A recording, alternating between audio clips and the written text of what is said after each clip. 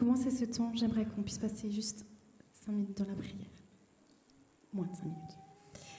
Seigneur, ce matin, on est vraiment heureux de venir devant toi. On vient devant toi avec tout ce qu'on est. Tu nous connais vraiment parfaitement. Et ouais. Seigneur, on veut vraiment te louer pour qui tu es, pour ce que tu fais dans nos vies, Seigneur. Et on a envie de te ressembler de plus en plus, Seigneur, pour qu'on devienne de personnes meilleures, dignes de toi et de ce que tu es, de ce que tu as fait dans nos vies, parce que tu as fait de nous tes enfants, Seigneur. On a besoin que tu nous attires à toi, Seigneur. Attire-nous à toi. Amen.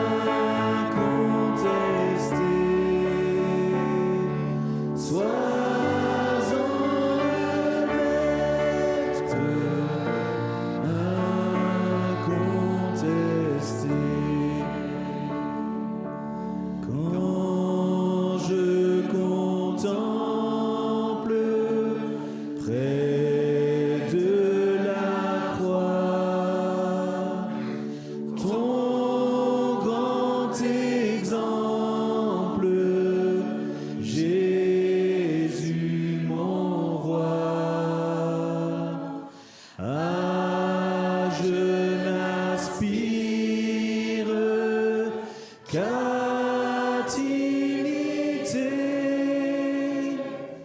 Tant je désire te ressembler. Tant je désire te ressembler. Prompt je m'élance pour t'obéir. Prompt je m'avance pour te servir. Mais sous ton aile, loin du péché, Sauveur fidèle, tiens-moi caché. Sauveur fidèle, tiens-moi caché.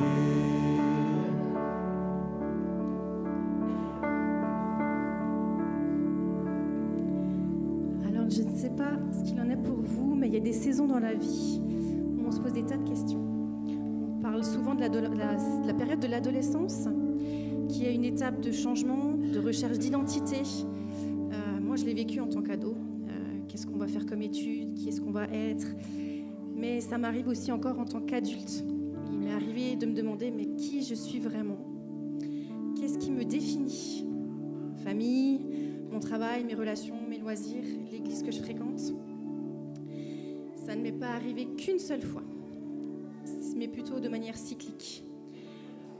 Les questions se posent, est-ce qu'il faut que je change de travail? Qui je suis vraiment? Est-ce qu'il faut que je reste dans ce que je connais? Quand on se présente, finalement, on s'adapte à la personne qu'on a en face de soi et qui connaît une partie de vous. Je suis Kat, voilà, je suis la femme de Fru.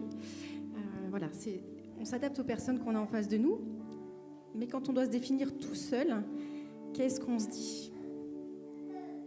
C'est vrai que tout y passe, la famille, le travail, les loisirs, les relations. Mais c'est vrai finalement, à chacune de ces périodes, je me rappelle que mon identité est celle d'enfant de Dieu, aimé, pardonné et racheté pour mes fautes, comme l'a été le peuple d'Israël. En Ésaïe 43, on peut lire au verset 1, Dieu qui parle à son peuple, « N'aie pas peur, car je t'ai racheté. Je t'ai appelé par ton nom. Tu m'appartiens. » Et un peu plus loin, il dit, « Parce que tu as de la valeur à mes yeux, parce que tu as de l'importance et que je t'aime. Je donne des hommes à ta place, des peuples en échange de ta vie. » Voilà la déclaration d'amour de Dieu à son peuple. Voilà la déclaration de Dieu pour vous. Voilà ce qui nous définit, l'amour que Dieu nous porte et qu'on lui donne en retour. Quelle joie de pouvoir lui dire qu'on lui appartient. Et c'est vraiment ce qu'on a envie de lui apporter ce matin dans notre louange, c'est qu'on lui appartient, qu'il nous a appelés par « Je t'ai appelé par ton nom », voilà ce qu'il dit. Voilà, il nous a appelés, on entend sa voix et on peut le louer pour ça.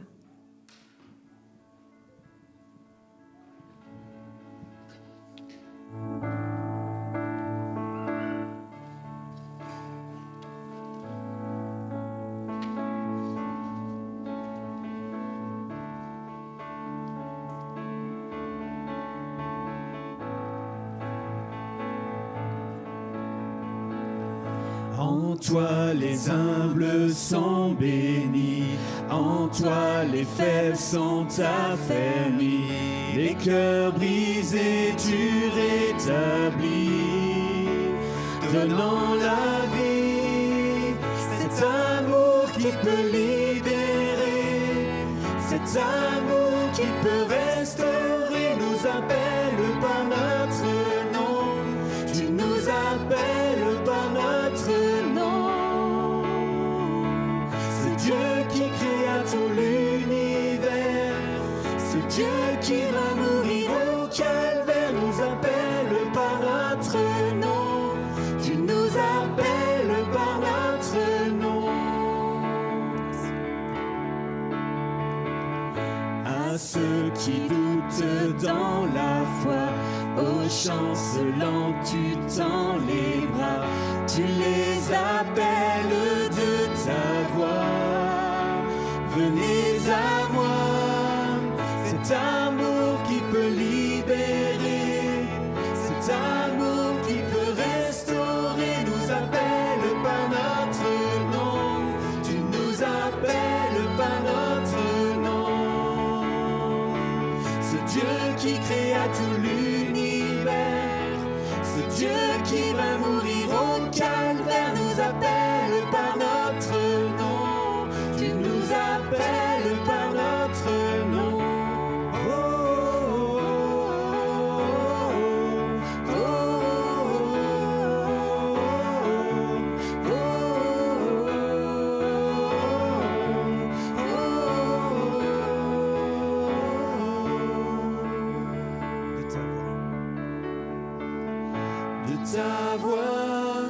De ta voix, tu nous appelles à la croix. De ta voix, tu nous appelles à la croix. De ta voix, tu nous appelles à la croix. De ta voix, tu nous appelles à la croix. Cet amour qui peut libérer, cet amour qui peut restaurer, nous appelle par notre nom. Tu nous appelles par notre nom. Ce Dieu qui créa tout l'univers, ce Dieu qui va mourir au calvaire, nous appelle par notre nom. Tu nous appelles par notre nom. Oh, oh, oh, oh, oh, oh. Une dernière fois, de ta voix. De ta voix, tu nous appelles à la croix. De ta voix, tu nous appelles à la croix. De ta voix, tu nous appelles à la croix. De ta voix, tu nous appelles à la croix.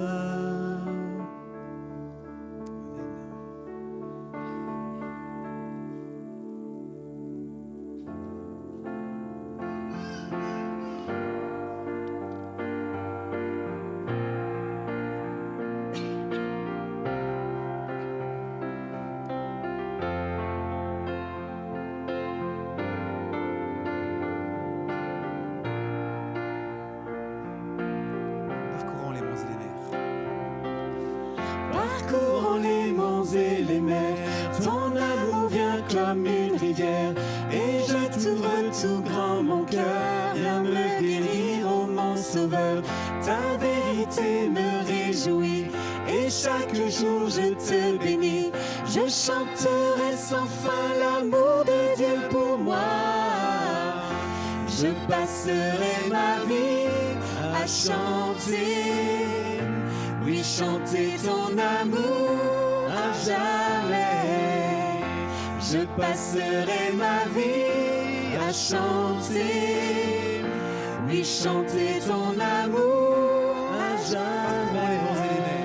Parcourant les monts et les mers, ton amour vient comme une rivière, et je t'ouvre tout grand mon cœur. Viens me guérir, ô mon sauveur, ta vérité me réjouit, et chaque jour je te bénis. Je chanterai sans fin l'amour de Dieu pour moi.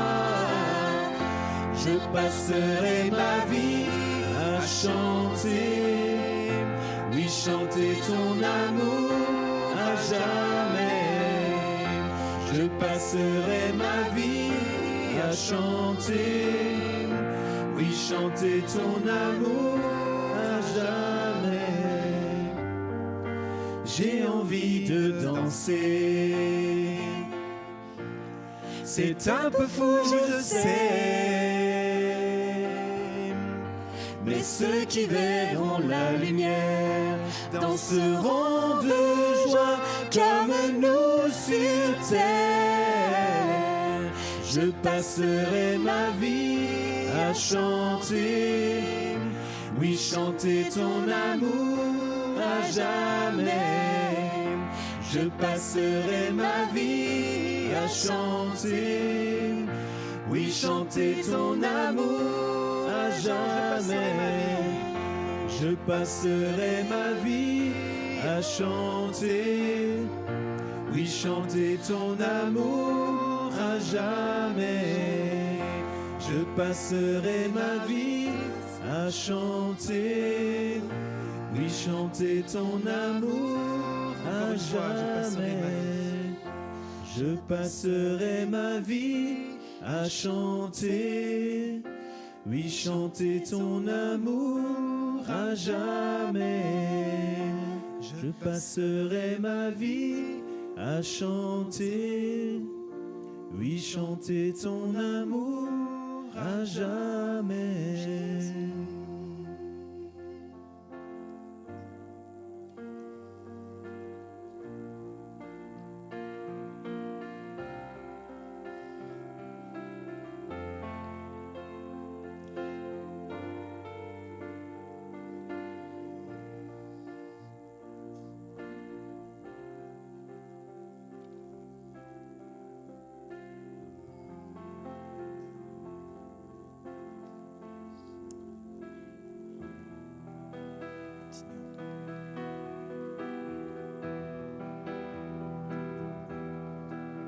Vous bondirez de joie, vous marcherez en paix, montagnes et collines éclatées de joie, et la nature entière et tous les arbres des champs battront des mains, et tous les arbres des champs battront des mains, les arbres des champs battront des mains.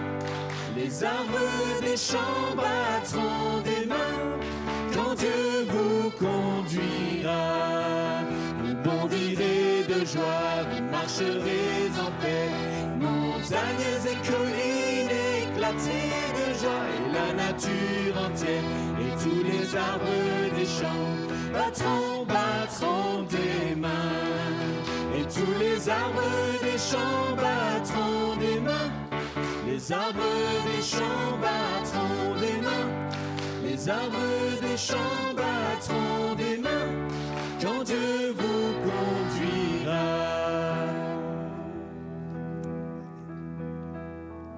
C'est le moment pour les enfants d'aller dans leur salle avec leurs animateurs.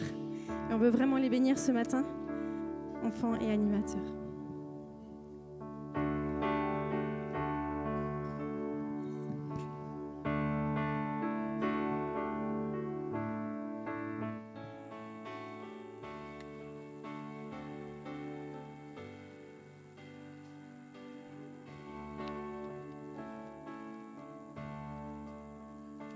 Je suivrai mon Seigneur et mon Maître, sans jamais m'éloigner de ses pas, sans que rien ici-bas ne m'arrête, et sans rien que le chant de sa voix.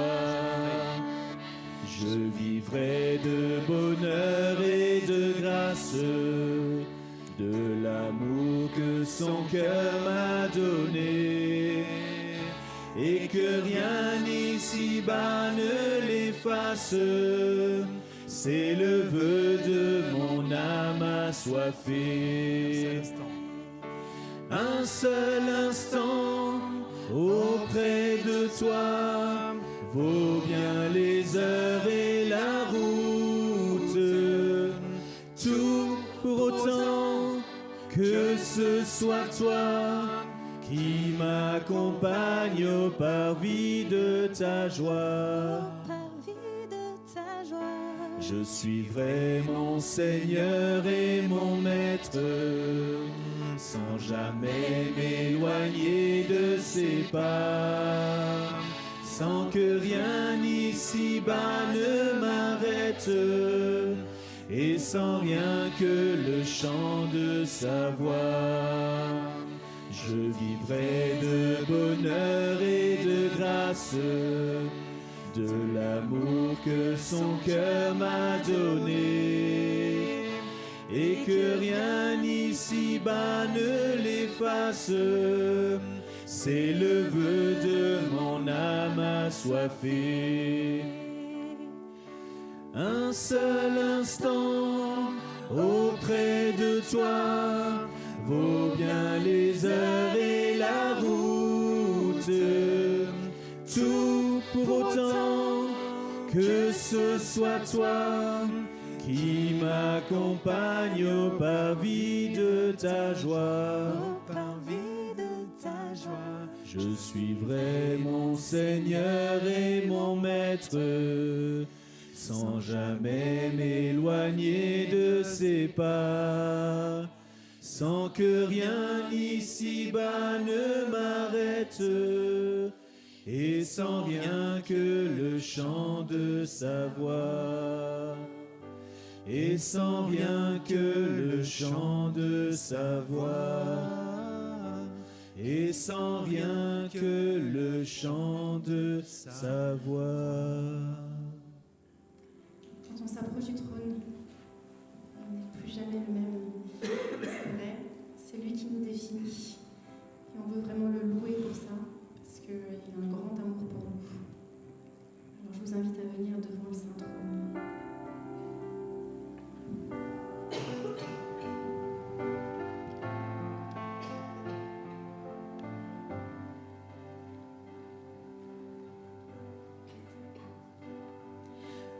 Viens devant le saint trône pour adorer le roi. Viens devant le saint trône et sa gloire apparaîtra. Oh, viens en sa sainte présence pour magnifier son nom. Viens devant le saint trône, tu ne seras plus jamais le même. Je viens devant le saint trône pour adorer le roi. Devant le saint trône et sa gloire apparaîtra. Je viens en sa sainte présence pour magnifier son nom.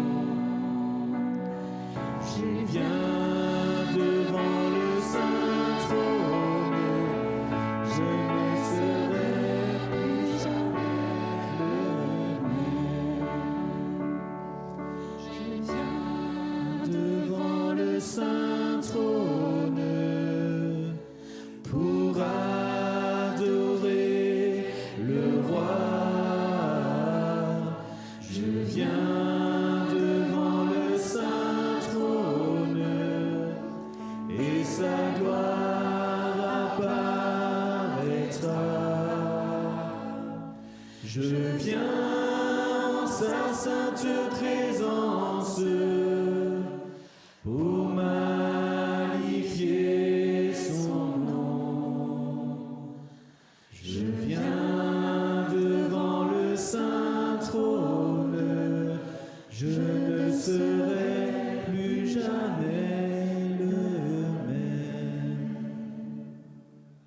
Et maintenant, nous avons la joie d'accueillir Dylan Brandon avec leur épouse et fiancée. Donc, soyez les bienvenus. C'est eux qui nous apporteront le message maintenant. On a déjà eu un super temps hier soir et voilà, j'en dis pas plus. Je vous laisse vous présenter, voilà, bienvenue.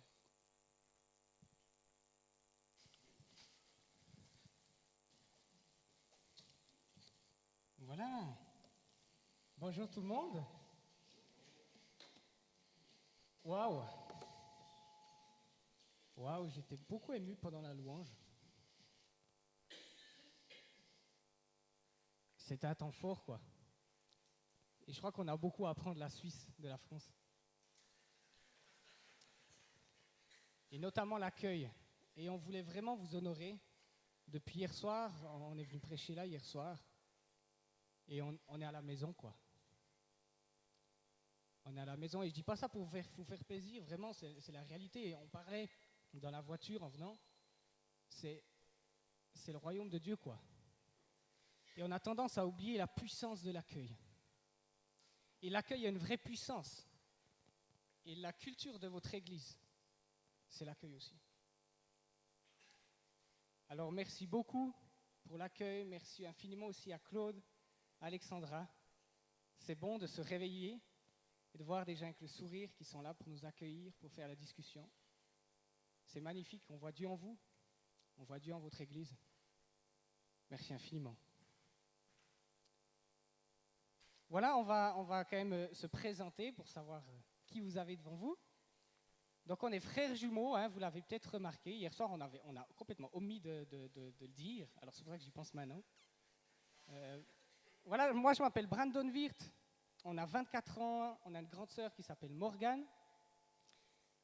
J'habite actuellement à Villeneuve, c'est proche de Montreux, peut-être que vous connaissez, dans le canton de Vaud, en Suisse.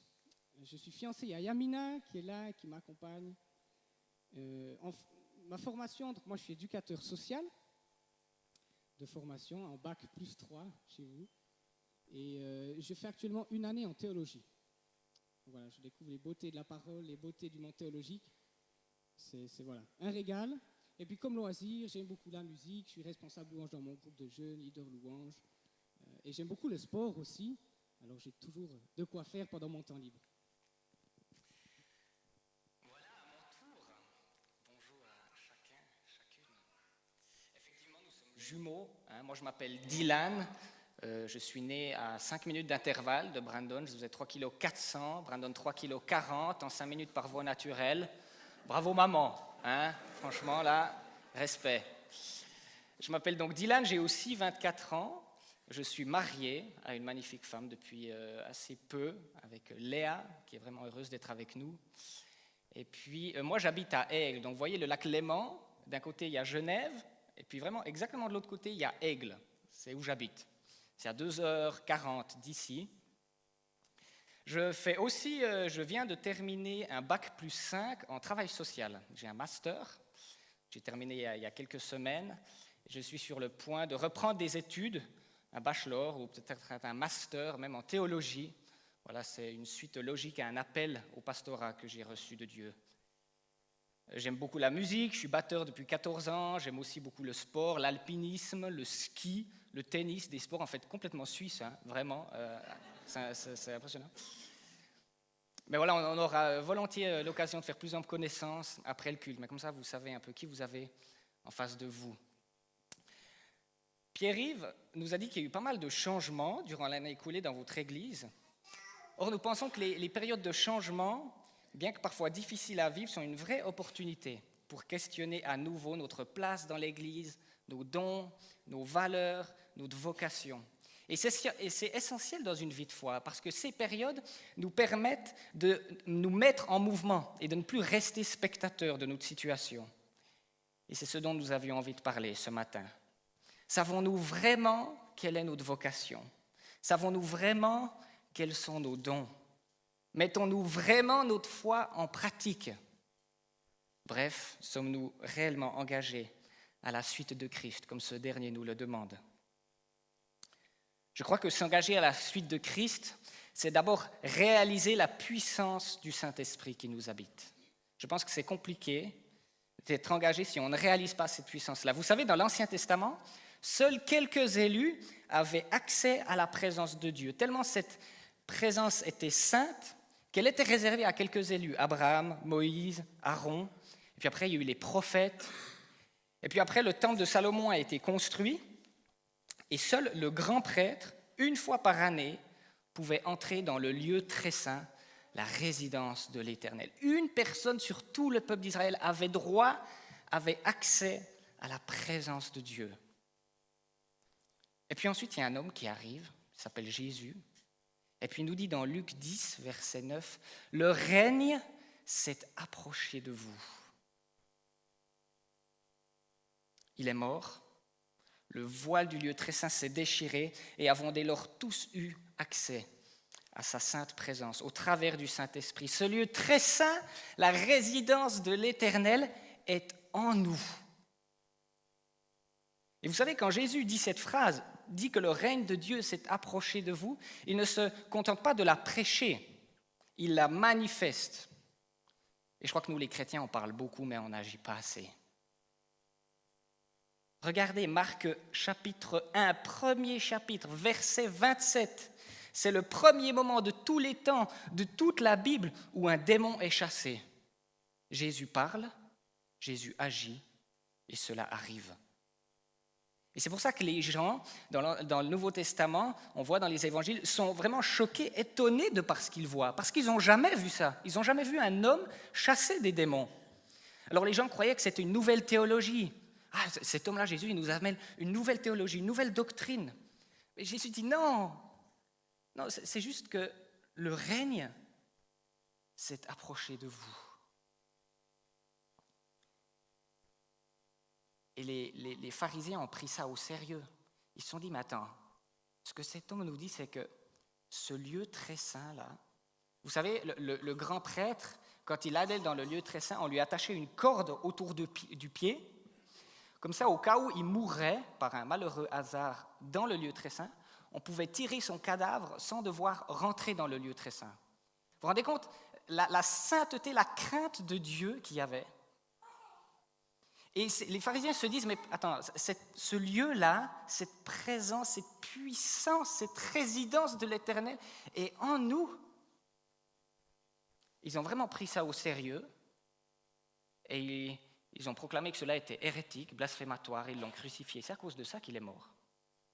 C'est parce qu'il a dit que le règne s'est approché de nous. Et nous, aujourd'hui, on ne le prend pas du tout au sérieux, je crois. En fait, je crois qu'on ne réalise pas du tout ce que ça veut dire. On ne réalise pas la sainteté, la puissance et la pureté de l'Esprit de Dieu qui habite en nous. Nos théologies nous empêchent d'accéder à la profondeur de ce que Dieu veut faire. Mais arrêtons, est-ce que nous prêchons réellement un évangile qui change la vie des gens? Vous savez, ça va de soi. Si Dieu est roi, moi par conséquent je suis prince. Si Dieu est père, par conséquent je suis son fils. Et si Dieu est Dieu, par conséquent je suis un prêtre. Donc il n'y a pas besoin de faire 3 ans de théologie. Nous sommes toutes et tous des prêtres. Nous avons la puissance de Dieu en nous. Et si vous étudiez les grandes histoires, les histoires des grands réveils dans le monde, vous réalisez qu'à chaque fois que les gens ont pris conscience de la puissance du Saint-Esprit en eux, à quel point ils étaient prêtres, il y a eu un réveil. C'est quand les gens prennent conscience de ça qu'il y a un réveil, parce que du coup ils sont engagés à la suite de Christ réellement là où ils sont. Vous savez, Jésus, tel que nous le voyons dans l'Évangile, il marche, il rencontre des gens, il leur demande ce qu'ils veulent et il exauce. Moyenne de la durée de rencontre avec Jésus, 2 minutes 30. Il n'y a pas 3 ans d'études, il y a une immédiateté du règne de Dieu. Le Saint-Esprit, celui de Christ, est en nous. Des choses similaires qu'a vécu Jésus devraient arriver. Jésus guérissait physiquement, psychiquement, spirituellement, et pour ça il faisait une chose, il parlait. Et cela arrivait. On est capable de faire tellement de choses par la parole, mais est-ce qu'on le croit ? On n'a pas besoin de crucifix, de bougies ou d'être dans une position spéciale. La parole suffit. Et vous savez, c'est à nous de guérir les malades. Ce n'est pas aux autres. Nous pouvons guérir des choses dans les autres simplement avec une parole. Regardez dans Matthieu 10, verset 8, Jésus nous dit « Guérissez, guérissez les malades, ressuscitez les morts, chassez les démons ». C'est des impératifs. Ce n'est pas Jésus qui nous dit « Aidez-moi, aidez Dieu à chasser des démons ». Non, chassez. Chassez parce que vous en avez le pouvoir grâce au Saint-Esprit qui est en vous. On n'a pas à demander à Dieu. Souvent, quand une personne demande une libération, une guérison, on lui met la main sur l'épaule et on fait une prière d'intercession. On demande à Dieu de guérir cette personne. Mais on n'a pas à faire une prière d'intercession, on doit faire une prière d'autorité. On doit faire une prière d'invocation. D'accord ? C'est comme si moi, je disais à ma fille, écoute, tu es capable de ranger ta chambre. Alors, s'il te plaît, va ranger ta chambre. Et puis, 10 minutes après, elle revient vers moi. Elle dit, papa, tu peux m'aider à ranger ma chambre, s'il te plaît? Et souvent, on est comme ça avec Jésus, avec Dieu. Il nous a donné le pouvoir de guérir les malades, de chasser les démons à travers le Saint-Esprit. Et quand une personne vient pour être délivrée, eh ben nous, on fait une prière d'intercession. Seigneur, s'il te plaît, guéris cette personne. Et je crois que souvent, Jésus, il pleure à côté de nous, parce qu'il réalise le manque de foi que nous avons. Est-ce que nous croyons vraiment? Nous n'avons jamais conscientisé ça. Hein? Je mets des choses qui ont jamais peut-être sont jamais venues à l'esprit. Mais en fait, au fond de nous, si on demande à Dieu de guérir, c'est parce qu'on ne croit pas que nous-mêmes, on peut le faire.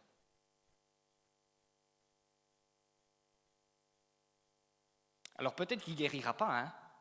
Ça, c'est une autre question. On en a parlé hier. Pourquoi est-ce qu'il ne guérit pas? On ne sait pas. On ne veut pas connaître, on veut obéir. Puis il n'y a pas un ministère de guérison. Ce n'est pas biblique de dire qu'il y a un ministère de la guérison. En revanche, il y a un charisme de guérison. Il y a une aptitude pour tous les chrétiens de prier pour la guérison. C'est le contraire d'un ministère qui est donné seulement à quelques personnes. Alors oui, ça prend du temps de faire tout cela. Ça prend du temps, ça demande de l'entraînement, de la pratique. Ça demande du temps d'être sensible à la voix de Dieu et d'avoir du discernement, évidemment. Et en plus, effectivement, parfois, prier pour la guérison n'est pas la meilleure solution. Parce que peut-être que Dieu guérira à travers la médecine. Peut-être que Dieu ne guérira pas du tout. On ne sait pas pourquoi, mais ce n'est pas grave. Et puis on sera peut-être appelé à prier plutôt pour la paix, pour soulager, pour encourager, pour imposer les mains ou chasser un esprit de mort.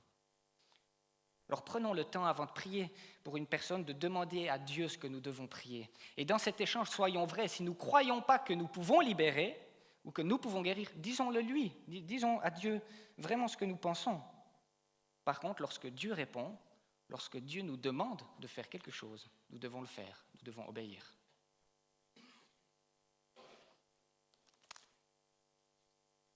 Je crois réellement qu'être engagé à la suite de Christ, c'est d'abord réaliser cet esprit qui nous habite pour être un prêtre là où nous sommes.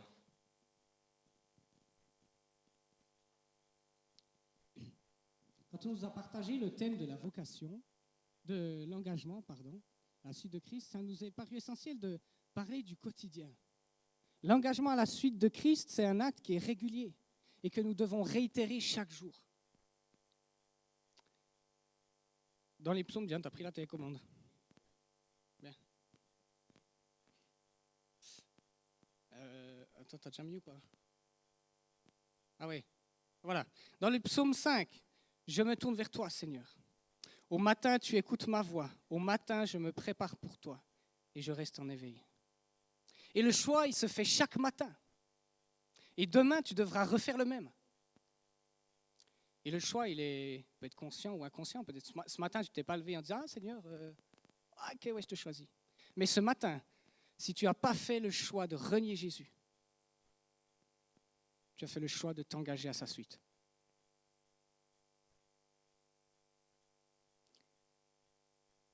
Et puisque l'engagement à la suite de Christ est quotidien, on avait à cœur de parler du quotidien. Et ce qui remplit notre quotidien, c'est le travail. Alors on va parler maintenant du travail et de la vocation.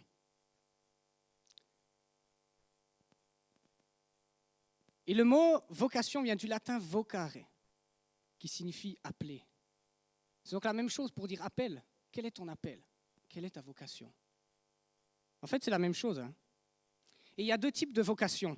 Tout d'abord, il y a la vocation particulière, c'est-à-dire être appelé à Dieu, à un ministère spécifiquement chrétien, comme pasteur, responsable louange, leader louange, intercesseur. Et il y a la vocation générale du chrétien, qui est en dehors de l'Église, plutôt dans le domaine séculier. Et Dieu il peut nous révéler la vocation de deux manières, soudainement ou progressivement. Par exemple, Moïse, Pierre et Paul ont reçu des vocations soudaines. Moïse, il se promenait et puis il a vu un buisson brûlé, sans vraiment se consumer, un truc bizarre, tu vois. Pierre, il était en train de pêcher, faire son boulot, puis hop, t'as un mec qui arrive, c'est Dieu, quoi. Puis ensuite, Paul, qui lui, il est sur son cheval comme ça, puis pouf, il tombe. Ça, c'est soudain. Mais de nos jours, c'est plutôt des vocations révélées progressivement. Et aujourd'hui, j'aimerais te libérer de quelque chose parce que pour moi, le poids de connaître ma vocation a été lourd pendant très longtemps. Avec Dylan, on est fils de pasteur et le nombre de gens qui m'ont demandé « Mais toi, tu es pasteur, toi ?» En fait, je ne sais pas. Et c'est dur aujourd'hui de dire qu'on ne sait pas. Et moi, j'aimerais te dire que c'est OK. Que tu sois jeune ou que tu sois au début de la retraite, c'est OK si tu ne sais pas. C'est OK. Tu ne fais pas fausse route. Et vous savez, même Paul était perdu. Juste après sa conversion, il demande à Dieu quoi faire, il cherche sa vocation. On le voit dans Actes. Alors j'ai dit, donc c'est Paul qui parle, alors j'ai dit, que dois-je faire, Seigneur? Et le Seigneur m'a dit, lève-toi, va à Damas, et là on te dira tout ce que tu dois faire. Paul a fait la même demande que chacun d'entre nous. Qu'est-ce que je dois faire, Seigneur? Comment m'engager? C'est où que tu me veux? Et dans un premier temps, la réponse du Seigneur, c'est lève-toi et va. Et c'est dur à entendre parce qu'on aimerait qu'ils nous disent où on doit aller. On aimerait qu'ils nous disent, mais ok, mais je vais faire quoi là? Mais non, Dieu te dit, lève-toi et va. Il demande simplement de te mettre en mouvement. Va là où ton cœur désire. Si tu as à cœur la louange, approche le responsable louange et va dire que tu as envie de faire partie de l'équipe. Si tu as à cœur l'intercession, va voir le responsable d'intercession et dis que tu fais partie, et dis que tu as envie de faire partie de l'équipe. Mets-toi en mouvement, lève-toi et va.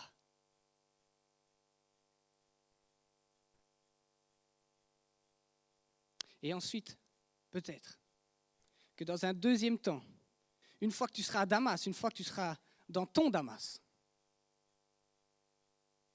c'est là que Dieu te dira quoi faire. Par exemple, si tu as à cœur l'intercession, puis que tu t'es mis en mouvement, que tu as été demandé de faire partie de l'équipe, c'est peut-être une fois que tu seras dans le groupe d'intercession que Dieu te mettra à cœur les personnes persécutées et tu créeras un projet.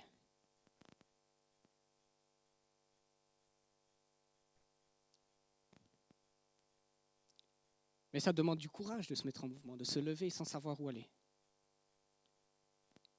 Et pourtant, c'est ce qu'on doit faire, c'est notre rôle. Mais ce qu'il faut que tu saches, et c'est libérateur, c'est que la balle n'est pas entièrement dans ton camp. Comme avec Moïse, Gédéon, Samuel, Jérémie, Simon-Pierre et bien d'autres, Dieu prend l'initiative. Dieu prend l'initiative. Et parfois, il n'attend pas que l'un ou l'autre se décide. Il t'appelle par lui-même. On l'a chanté tout à l'heure. Tu nous appelles par notre nom. De ta voix, tu nous appelles à la croix. De ta voix, tu nous appelles à la croix. Dieu, il t'appelle. On le voit dans Jean 15. Ce n'est pas vous qui m'avez choisi, mais c'est moi qui vous ai choisi. Et je vous ai établi afin que vous alliez, que vous portiez du fruit et que votre fruit demeure. Il t'appelle, mais c'est à toi de répondre. Il faut juste apprendre à reconnaître sa voix.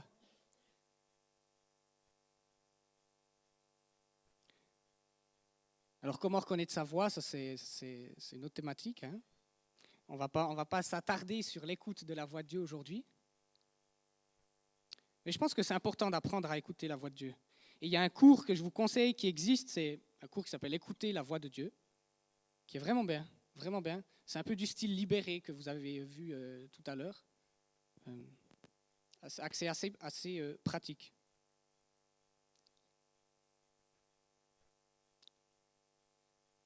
Dans le Nouveau Testament, Paul parle beaucoup du travail. Paul, il parle beaucoup de la vocation. Et pour lui, le travail a 3 sens. Tout d'abord, le travail, c'est un moyen de subvenir aux besoins des autres. S'engager à la suite de Christ, ce n'est pas uniquement faire grandir l'Église, mais c'est également faire grandir la société. Il nous invite à s'engager pleinement dans notre monde, car s'occuper du monde, c'est s'occuper des gens que Dieu aime.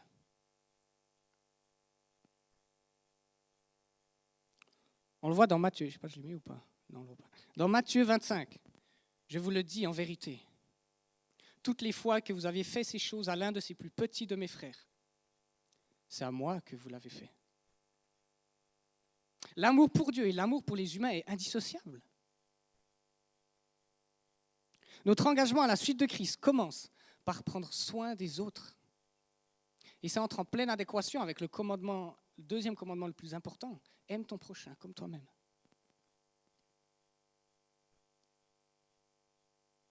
Et moi, ça me questionne ce premier point. Est-ce que vraiment on prend soin des autres?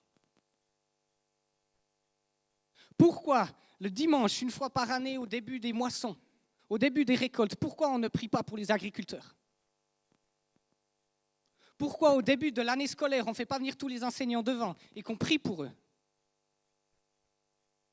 Pourquoi une fois par année, on ne prend pas les ingénieurs et tous ceux qui construisent nos maisons pour prier pour eux? Parce que c'est des gens qui prennent soin de nous. Et à notre tour, on doit aussi prendre soin d'eux.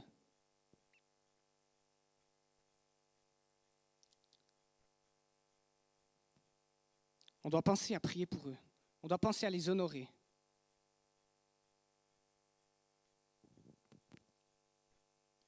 Pour Paul, le travail, c'est un moyen de subvenir aux besoins des autres, mais c'est aussi avant tout avoir la résurrection comme objectif.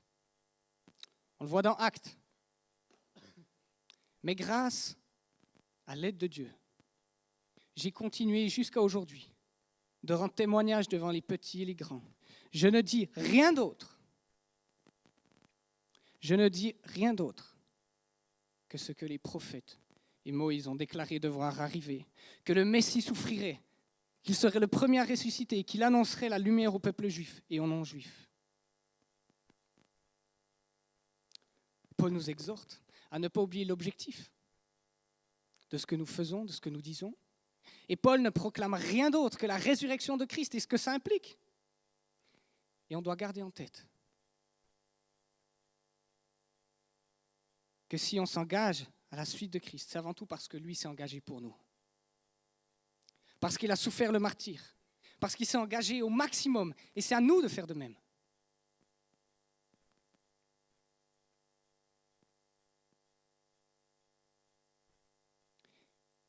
Et il y a des concessions à ne pas faire, les amis. La résurrection, c'est une concession à ne pas lâcher. Sans la résurrection, tout est vide, tout est vide de sens.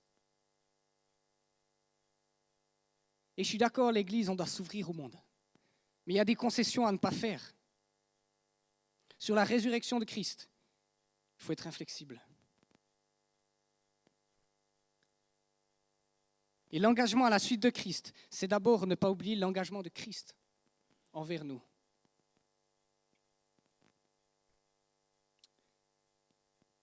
C'est Dietrich Bonhoeffer qui a dit « Le travail en lui-même n'est pas divin, mais le travail pour l'amour de Jésus-Christ, pour l'amour d'un objectif, est une tâche divine. » est divin. Ce qui est divin, c'est de travailler pour l'amour de Dieu. Ce qui est divin, c'est de travailler pour l'amour de Jésus et on ne doit pas l'oublier. Dietrich Bonhoeffer qui a décidé de se battre contre l'injustice du nazisme. Il a préféré essayer de tuer Hitler plutôt que d'être inactif. Et il en est mort. Mais tout ce qu'il a fait, Dietrich, il l'a fait pour l'amour de Jésus. Et cela n'a pas de prix. Cela n'a pas de prix. Finalement, pour Paul, le travail, c'est imiter Jésus et ce qu'il a fait. On le voit dans Éphésiens 5. Soyez donc les imitateurs de Dieu, puisque vous êtes ses enfants bien-aimés. Et on est appelé à vivre comme lui. Pendant 3 ans, Jésus, il a touché toutes les couches de la population, de Ponce Pilate à la prostituée du coin. Là où tu es, dans ton bureau d'employé de commerce, tu es la seule à pouvoir parler de Jésus à tes collègues. Là où tu es, dans ton atelier de charpenterie, tu es le seul, par ton comportement, à donner envie aux gens de connaître Christ. Jésus, il n'a pas fait les choses à moitié. Il les a fait pleinement. Et c'est à nous de l'imiter. Et tu peux avoir un impact sur le long terme. Parfois, on oublie que nos collègues sont les personnes qu'on voit le plus. Alors engage-toi. Et Jésus, il a été une lumière au quotidien. Et nous, on doit être cette lumière aussi. Et c'est tellement basique ce que je dis. C'est tellement bateau.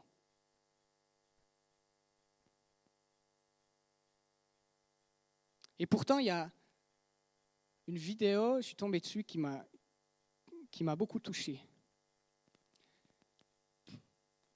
C'est l'histoire d'un balayeur de rue. Vous allez me dire, mais attends, comment être à la suite de Christ quand on est balayeur de rue, quoi? Employé de commerce, ok, je comprends. Faire des maisons, je comprends. Effectivement, on aide les autres. Enseignant, on fait l'éducation. Balayeur de rue.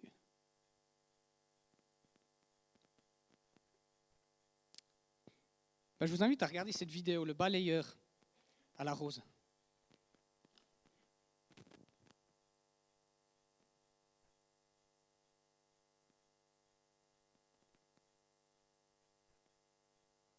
Philosophie.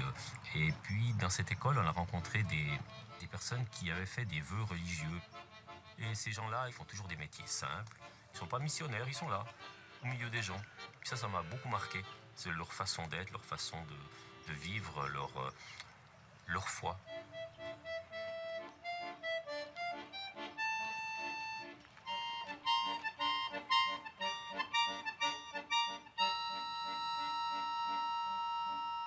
Quand j'ai terminé cette école de philosophie, moi je voulais plutôt vivre une vie salariale qui soit en adéquation avec le reste des gens, qui soit vraiment un métier au milieu du monde.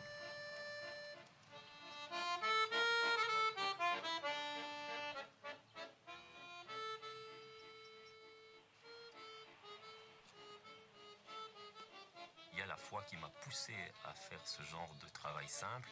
Bien sûr, ce n'est pas que quelque chose de religieux, mais c'est quelque chose aussi qui correspond à mon être profond, à mon tempérament personnel qui est solitaire, introverti et calme.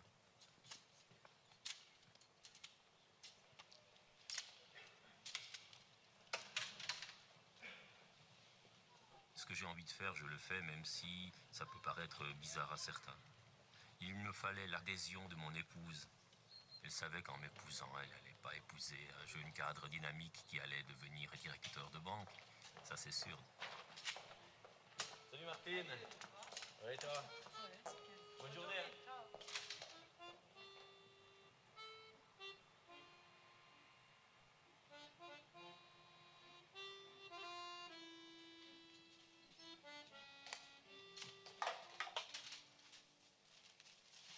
Je me rappelle plus ce que vous avez lu. Ça, c'est vraiment très bien. Ça, c'est très bien. Et puis ça aussi, ça c'est superbement écrit en plus. Quand on voit tout ce qui nous entoure, C'est politique, inculte et sans culture. Alors ça fait plaisir d'avoir un cantonnier qui lit, lui. Attends, je vais vous donner un plastique. Merci. Merci beaucoup, M. Boubert. Voilà, ils seront à l'abri avec ce temps Non, incertain. non, c'est jamais, hein, c'est vrai. Voilà. Voilà. Bon, ben, M. Boubert, Merci, alors, bonnet, merci au beaucoup. revoir. Hein. Au revoir. Merci. Vous avez beaucoup à nettoyer, hein, aujourd'hui. Ouais, il est pas mal. Oh là là. Voilà, au revoir. Voilà, c'est un reportage qui dure plusieurs dizaines de minutes. On ne va pas tout vous montrer, mais moi, ce balayeur à la rose, il me touche. Il va chez les gens, il prend des livres, il salue les gens dans la rue. Et en fait, il est super connu. Sauf erreur, c'est à Lausanne, je crois, ce balayeur. À Fribourg, voilà, c'est ça. C'est à Fribourg. Tout le monde le connaît. Tout le monde, c'est une star, le gars. C'est une star, il est balayeur. Et il a même, on le voit plus tard dans le documentaire, il a écrit un livre sur ce qu'est balayeur. C'est un journal, en fait. C'est son journal. Il a fait un livre et les gens viennent lui demander des autographes. Ils connaissent son nom. Tout le monde connaît son nom à Fribourg. Parce qu'il est lumière. Parce qu'il est sel et lumière. Et à combien plus forte raison, nous qui ne sommes pas balayeurs de rue, sommes capables de faire ça. Et sommes appelés à faire ça. Et ton rôle est de prendre Christ avec toi.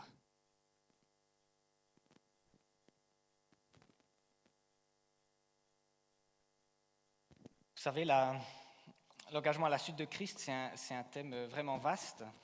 On pourrait dire plein de choses sur l'engagement. Mais pour terminer, nous voulions ce matin mettre un accent particulier sur les œuvres.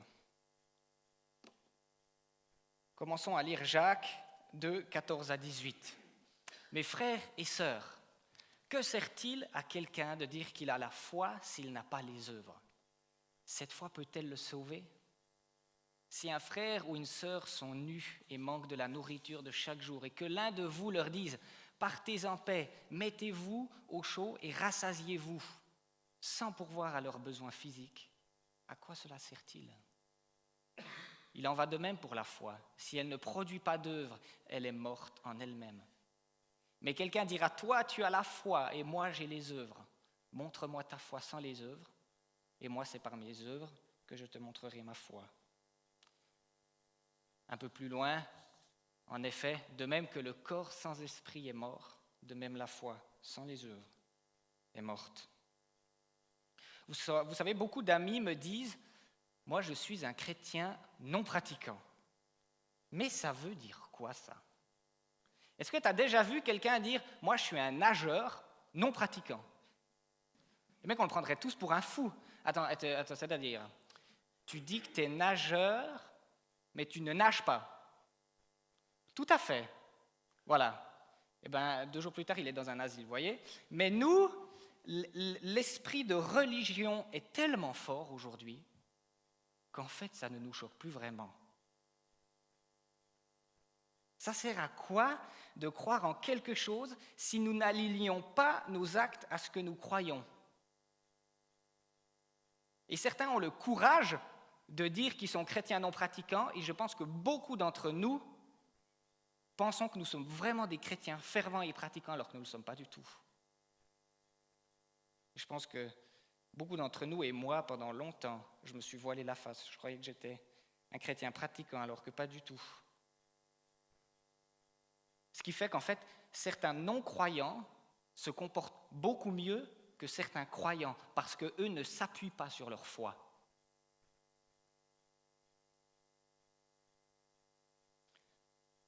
Vous savez, je crois que nous ne devrons pas non seulement montrer notre foi par des œuvres quand nous le voulons, mais aussi parfois quand ça nous déplaît.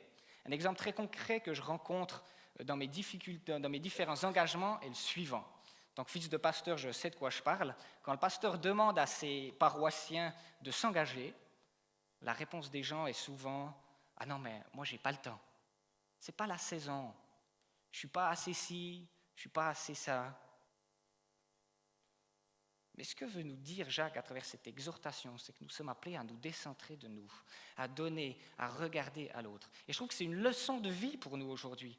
Quelles que soient nos excuses, nous sommes appelés à donner et à ne pas regarder à nous, mais à l'autre. Vous savez, un jour, lors d'une période d'examen, je croulais sous le travail. Je travaillais toute la journée, toute la soirée, et j'en avais du temps pour rien d'autre. Je me plaignais beaucoup de cette situation. Et puis tout à coup, en travaillant, une pensée m'est venue de me dire, ok, si Dieu revient maintenant, qu'est-ce que je lui dirais ? Ben, je lui dirais que là, écoute, là, je suis en pleine période d'examen, je dois bosser là, parce que c'est aussi une mission que tu m'as envoyée, d'être à l'école, de réussir à mon emploi. Donc là, je travaille à fond, et puis voilà, je te donnerai du temps un autre moment. En fait, je me suis entendu dire ça, et j'ai réalisé ce que j'ai dit, le manque de foi que j'avais.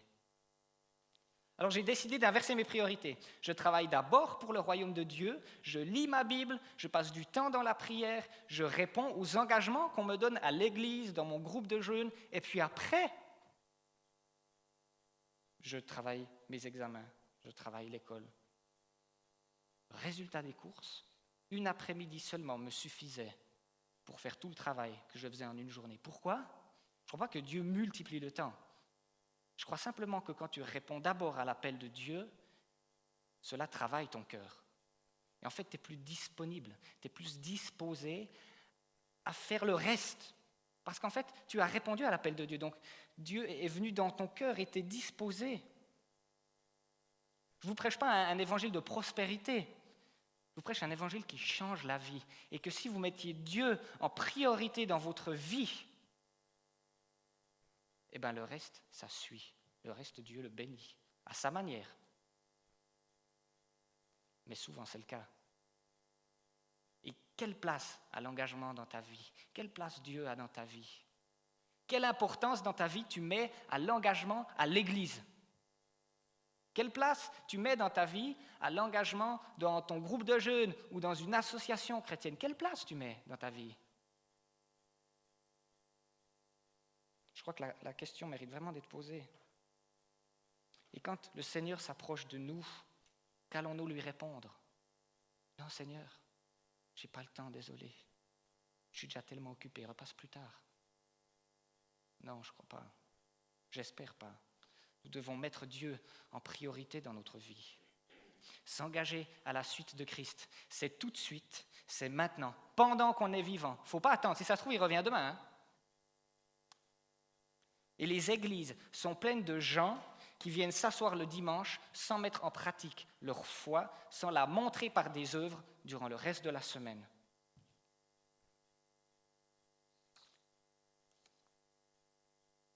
Voilà. On cogne un peu, parfois ça fait du bien. On vient aussi pour parfois sortir un peu de nos zones de confort. Avec Diane, on a dit beaucoup de choses, on arrive au bout et puis on est déjà assez pragmatique, on a dit pas mal de choses en peu de temps. Et on avait à cœur de rappeler 4 points qu'on a partagés. Qu'est-ce que c'est l'engagement à la suite de Christ ? L'engagement à la suite de Christ, c'est tout d'abord réaliser la puissance du Saint-Esprit qui est en nous. On est tous des prêtres et on a une puissance et au nom de Jésus, on est capable de faire des choses. L'engagement à la suite de Christ, c'est se mettre en mouvement. Lève-toi et va. N'attends pas de savoir où tu dois aller. N'attends pas de savoir qu'est-ce que tu feras une fois que tu seras au bon endroit. Lève-toi et va.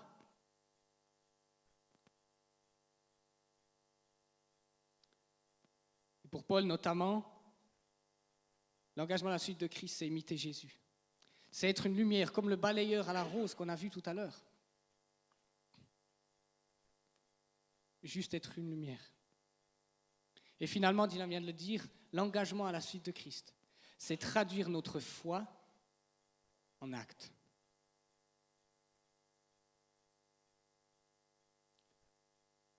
Et je vais terminer avec ce verset dans Romains 12, versets 1 à 2, et je vais lire ces versets comme prière d'envoi pour nous dans le monde, pour cet engagement à la suite de Christ que nous avons envie de prendre et de réitérer ce matin.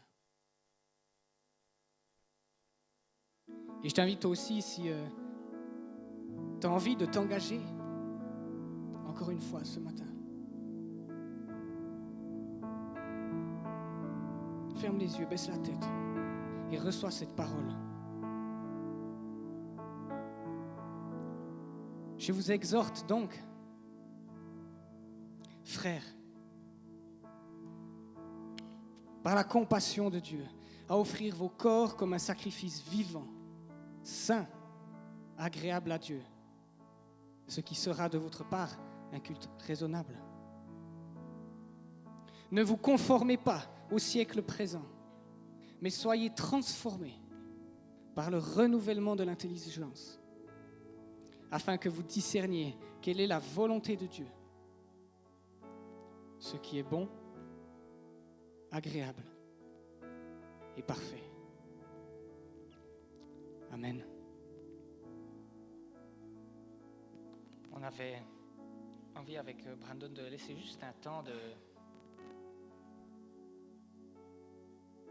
de prière entre vous et Dieu pour que ce qui a été entendu ce matin puisse venir s'imprégner dans votre cœur, que ça ne soit pas seulement un dimanche parmi tant d'autres, puis on rentre, puis il n'y a rien qui change dans nos vies. La soif de chrétiens qui sont transformés, renouvelés tous les dimanches, et que ce qui est prêché puisse directement se vivre le lundi. Et je vous invite à vivre ce temps maintenant dans la prière. Essayez de discerner peut-être là où vous devez restaurer des vérités, peut-être là où vous avez manqué la cible. Essayez de discerner aussi là où peut-être vous pouvez vous engager davantage. Quelles sont les priorités de vos vies? On est à votre disposition, on se mettra derrière avec Brandon pour pouvoir prier pour vous si vous avez besoin de la prière. Nos femmes aussi seront là si vous préférez vous adresser à des femmes. Elles ont aussi ce ministère et ce Saint-Esprit en elles. Je lance simplement ce temps par la prière. Seigneur Jésus, quelle grâce de te connaître. Quelle grâce de te connaître. Merci parce que tu es mort à la croix. Merci parce que ce que tu as fait te permet d'être un Dieu personnel. Et merci parce que tu me pardonnes jour après jour. Même quand je manque de foi dans mes actes ou simplement quand je ne réalise pas la puissance du Saint-Esprit qui m'habite. Et Seigneur, je proclame un changement dans nos vies ce matin. Au nom de Jésus, j'invoque la sagesse, le discernement, la foi qui transforme les vies, qui transforme notre entourage, qui fait de nous des prêtres, des lumières là où nous sommes. Nous avons soif de voir un royaume de Dieu qui s'étend sur toute la France et au-delà.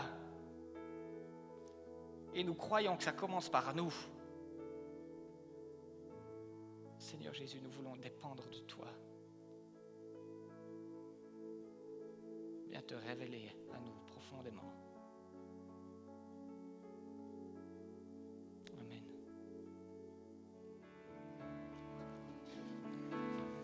En toi les humbles sont bénis, en toi les faibles sont affermis, les cœurs brisés tu rétablis, donnant la vie. Cet amour qui peut libérer, cet amour qui peut restaurer, nous appelle par notre nom. Tu nous appelles par notre nom.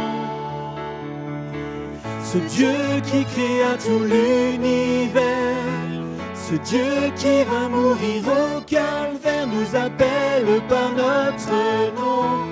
Tu nous appelles par notre nom. À ceux qui doutent dans la foi, aux chancelants tu tends les bras, tu les appelles de ta voix.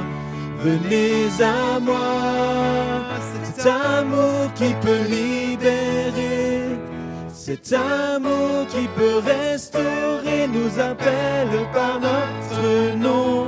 Tu nous appelles par notre nom. Ce Dieu qui créa tout l'univers, ce Dieu qui va mourir au calvaire nous appelle par notre nom. Tu nous appelles par notre nom.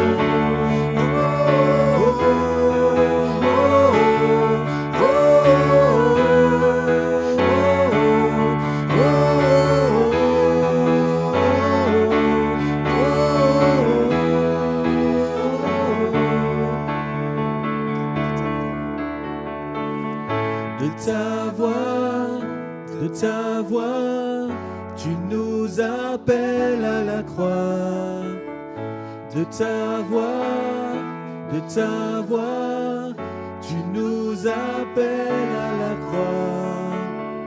De ta voix, tu nous appelles à la croix. De ta voix, tu nous appelles à la croix.